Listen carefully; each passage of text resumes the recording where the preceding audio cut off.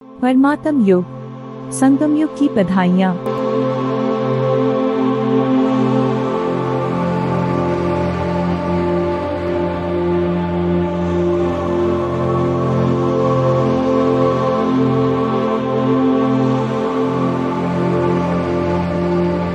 हमको ऐसा बनाने वाले परमपिता परमात्मा शिव पिता का दिल की गहराइयों से शुक्रिया। वाह हमारे बाबा वाह।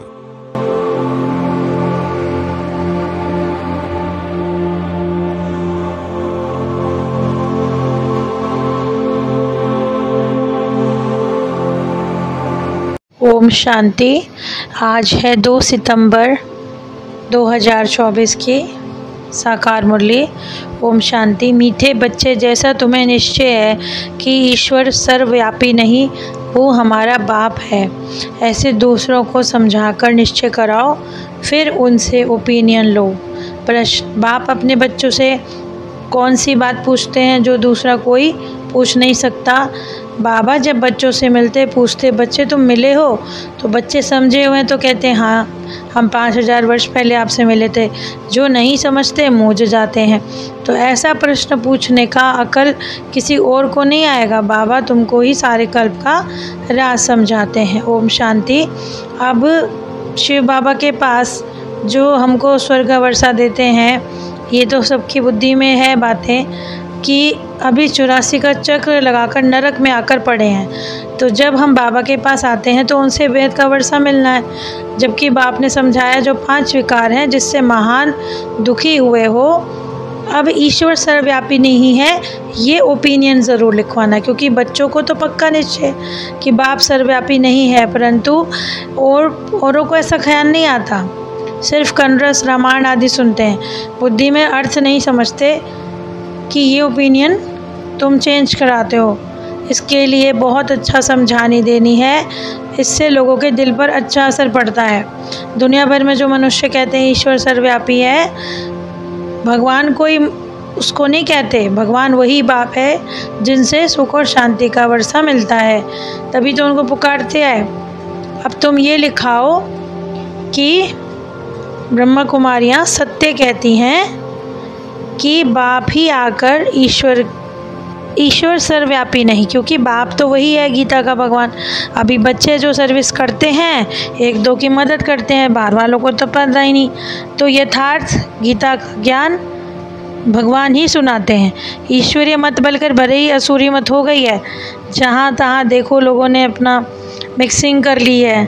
बहुतों के अंदर भ्रांतियाँ भरी हुई हैं कि ये जादू करती हैं, क्योंकि आवाज़ तो बहुत फैला हुआ है ना।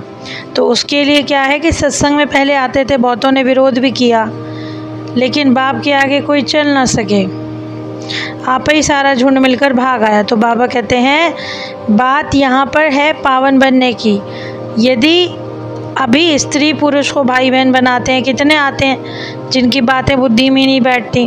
बाबा को जो लिखवाना है वो लिखती है भगवान, कहते हैं श्री कृष्ण भगवान वाच, परंतु बाबा कहते हैं शिव बाबा तो पुनर्जन्म रहित है। देखें आज अब शांति सुख का वर्षा किन से मिलता है?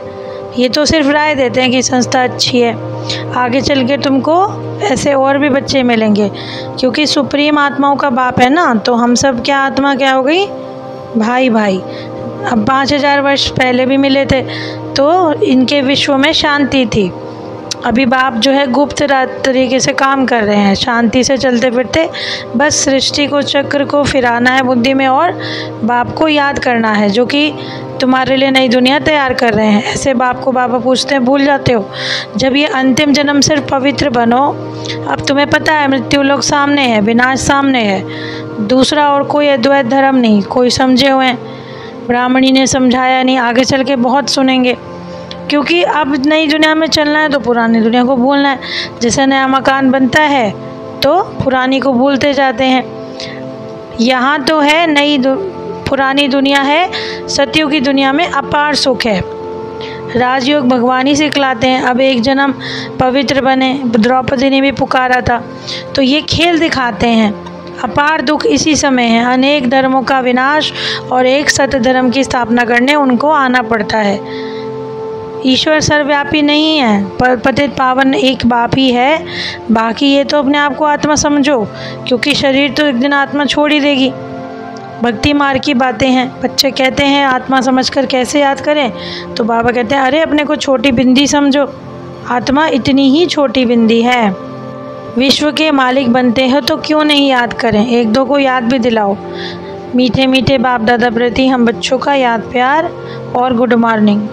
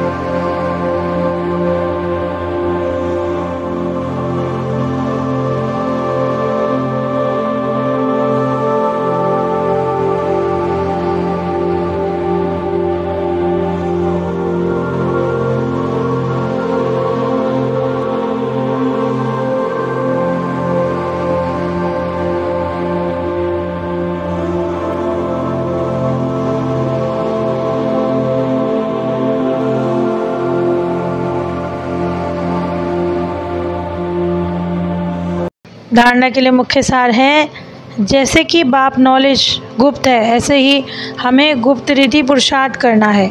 गीत कविताओं आदियों के बगैर चुप रहना अच्छा है। शांति में चलते फिरते बाप को याद करना है। पुरानी दुनिया जो कि बदल रही है, अब इससे ममत्व निकाल देना है, देखते हुए भी नहीं देखना। अब बुद्धि नई दुनिया से लगानी है।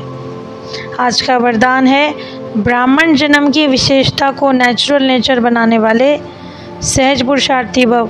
ब्राह्मण जन्म विशेष, ब्राह्मण धर्म और कर्म विशेष अर्थात सर्वश्रेष्ठ है।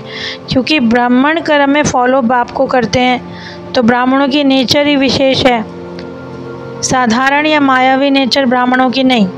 बस ये स्मृति रहे कि मैं विशेष आत्मा हूँ, तो नेचुरल हो जाएंगे, तो बाप समान सहज हो जाएगा बनना। स्मृति स्वरूप सो समर्थी स्वरूप बन जाएंगे, यही सहज पुरुषार्थ है। आज का स्लोगन है, पवित्रता और शांति के लाइट चारों ओर फैलाने वाले ही लाइट हाउस हैं। बाबा ने कहा पवित्रता और शांति चारों तरफ फैलाओ। तो आज की जो हमारी जीवन जीने की कला है, हमारी मुरली में बाबा ने सिखलाई कि बाबा यानी बाप हमारा ईश्वर सर्वव्यापी नहीं है, ऐसे समझकर औरों को भी समझाना है कि वही बेहद के सद्गति दाता हैं। इस अंतिम जन्म पवित्र रहने के लिए लालच से भी दूर रहना है, अहंकार से भी दूर रहना है, सारे विकारों से दूर रहना है। पावन बनने मतलब ये नहीं कि ब्रह्मचर्य, और भी विकारों से दूर रहना मतलब पूर्ण पावन बनना। सतयुगी देवी देवता ऐसे थोड़ी होते थे, अंदर कुछ बाहर कुछ, उनका सब एक समान होता था। ना वो किसी से अपने मतलब के लिए किसी को बर्बाद करते थे, ना विशेष तौर पे उनको किसी से कोई वो होता था, जंग होती थी। तो इसी तरह बाबा ने कहा नेचुरली ब्राह्मणों की नेचर क्या होती है, नेचुरल होती है। जो उनका स्वभाव है बड़ा सहज होता है, क्योंकि उसमें कोई कॉम्प्लिकेशन नहीं है, क्योंकि बाप ने पढ़ाया ना स्वयं अपने सामने बिठा के। तो यदि हमें अपने आप को समर्थ सिद्ध करना है, स्मृति स्वरूप बनना है, तो सबसे पहले अपने आप को विकारों से, लालच से ममत्व निकालने का मतलब ये नहीं कि हम अंदर तो कुछ और सोचते रहे, बाहर हम कहते रहे कि हम निर्मोही हो गए। तो उल्टा वाइब्रेशन नहीं फैलाना, जो हम करेंगे हमको देखकर और करेंगे, इसीलिए पूर्ण पुरुषोत्तम बनना है, ऐसा निश्चय हमारा पक्का हो, तभी हम बाबा के बच्चे विशेष आत्मा कहला सकते हैं। तो आज की इतनी सुंदर और प्यारी मुरली के लिए बाबा का पद्मा पदम शुक्रिया। ओम शांति।